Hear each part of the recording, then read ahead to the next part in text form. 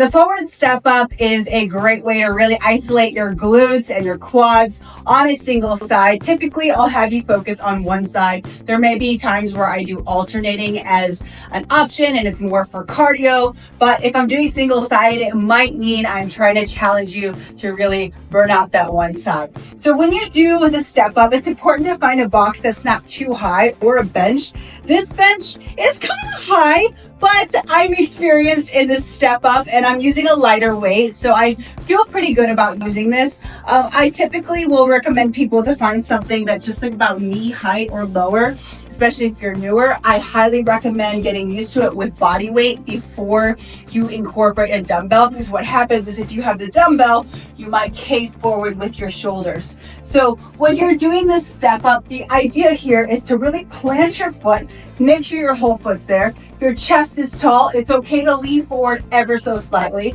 just in that athletic position. But if you are completely hunched over, you might have too high of a box, or we just might need to work on that glute strength and the quad strength. So you can have both of your dumbbells at your side, like I showed in the demo, just like this, chest up. I'm pushing, coming up, stepping back down, bringing my foot back down. So I'm isolating this one side. If I'm going into alternating, I'm stepping one foot down and then coming up and then coming over to the other.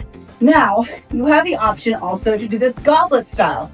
Dumbbell here. This makes it a little more challenging. You don't have both arms to kind of, counterbalance you. So you got to really keep your chest up, press, and then come back down. Now, a few tips. I really want you to make sure when you're going into your step up, your whole foot stays planted the whole time. So for a few different reasons, I don't want you to fall forward, but I also want you to really get the most out of your glutes and your hamstrings and your quads. So your whole foot's planted, you push your big toe, pinky toe, and heel, chest is up, push your whole foot. What I see here, sometimes people are going, their heels lift, we don't want that.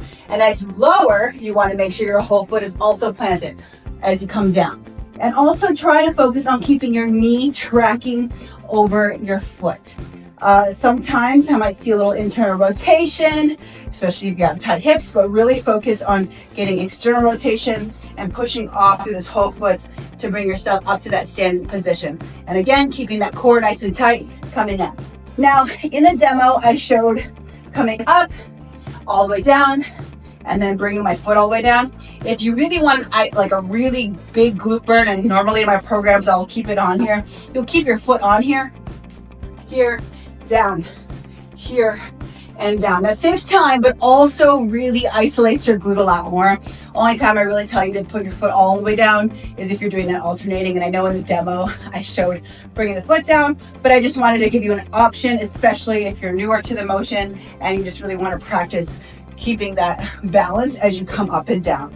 So if you really want to isolate your glute and really want to fire everything up, then keep that foot on there, but make sure you keep your heel, your big toe, and big toe at the same time. So again, I showed you a few different options. You could be up all the way, or the last option, which is one of the hardest ones for most, but the most beneficial, is the eccentric, okay? So when you come up, both dumbbells at your side, you're here, you're going to slowly